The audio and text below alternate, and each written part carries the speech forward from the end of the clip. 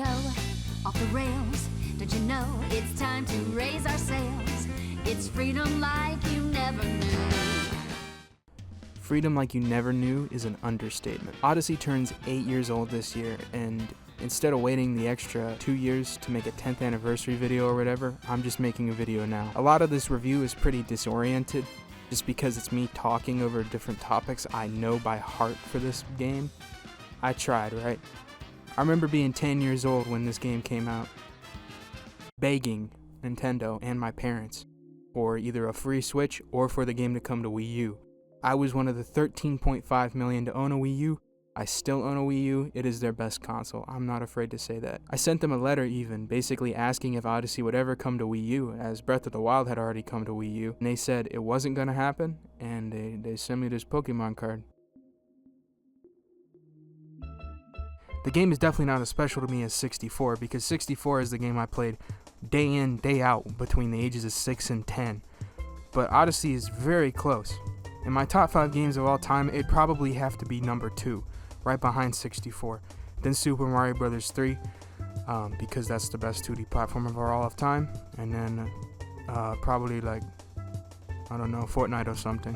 Odyssey really brings back that charm that 64 had and that Nintendo really failed to kind of capture with the other Mario games, other than Sunshine. But Sunshine was really too realistic compared to 64, and I'll explain that if I ever do a Sunshine video. On the topic of the exploration, man, I mean, you really can't compare it to many others. 64 really genuinely is the only game that I can compare Odyssey to.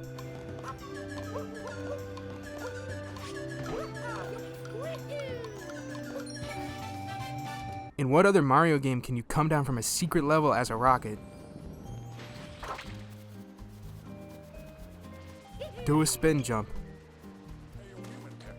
Long jump past 2 realistic humans. Grab a boost flower that makes you run into a big music note to grab quarter notes to spawn a moon. I'm not saying Nintendo has a lot to live up to with the next 3D Mario, but I'm also kind of saying that.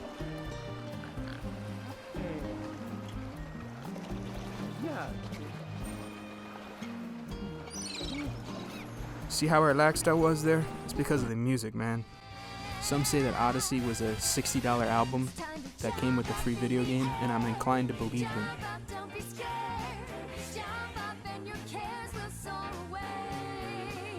The one that everybody likes is Sherm Gardens, and for good reason. It's probably the best in the soundtrack.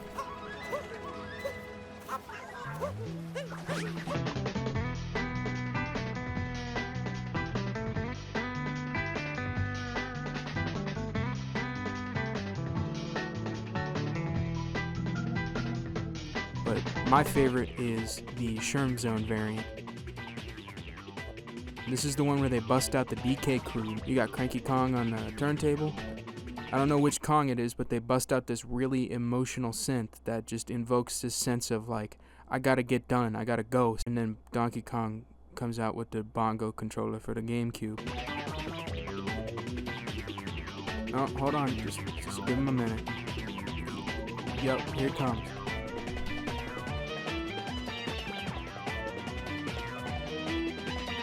Okay.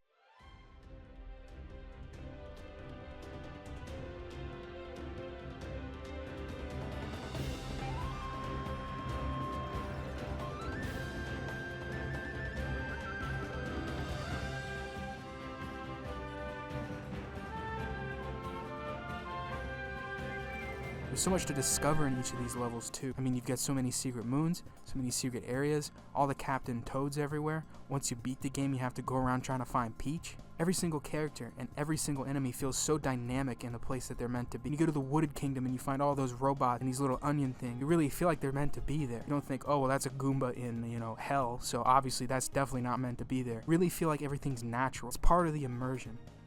For such a simple start to a game too, Odyssey throws so many ideas at you and so much game design at you that I wonder what other studios even think when they try to match something.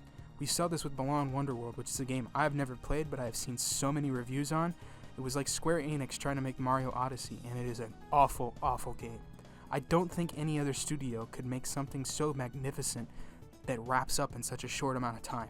Even Rockstar, which makes traditionally great games, I don't think they can match the same level as Odyssey or as 64 in such a short and sweet package.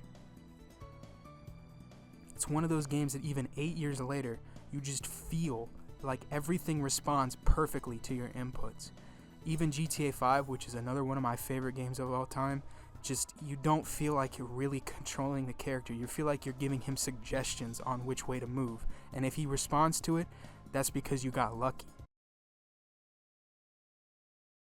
If Nintendo can do one thing right, it's making their games actually fun to play and control. A lot of game devs just don't have the same understanding of what's fun. GTA 5's world, not throwing shade at it, can feel very bland and unoriginal, but in Mario Odyssey, you feel like those places are real, that you could go visit them, much like how you did with Sunshine. Sunshine feels like a real resort. You feel like Isle Delfino is a real place you could go on vacation with your parents someday, especially when you were younger. Now, the main story is only about 2 hours long, but that's fine because you get an immense amount of content still left in the game. After you beat Bowser for the final time, you can go back to each of these kingdoms and collect so many more moons.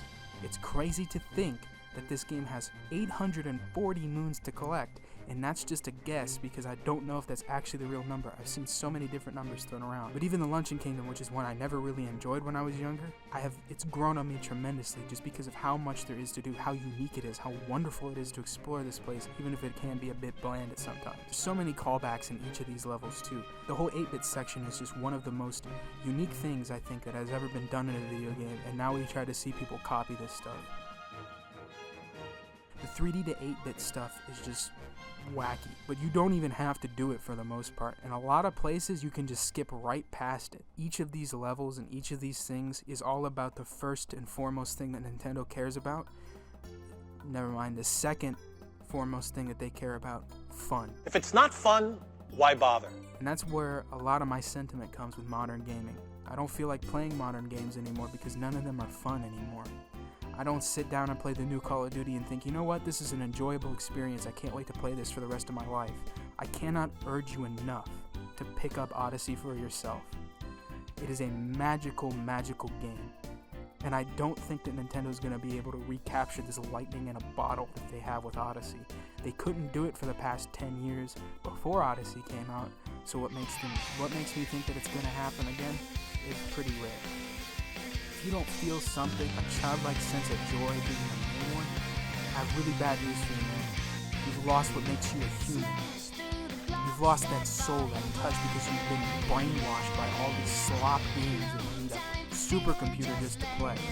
Odyssey must have been divinely inspired from the heavens above. You can feel all the emotions a human is even capable of feeling by playing this game.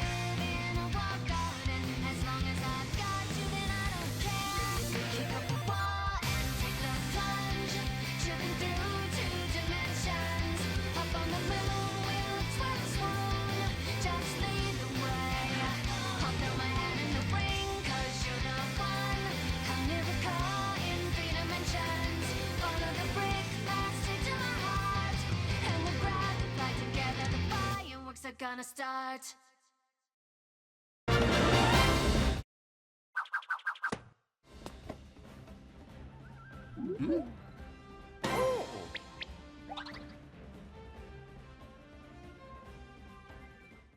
Life could be a dream, life could be a dream.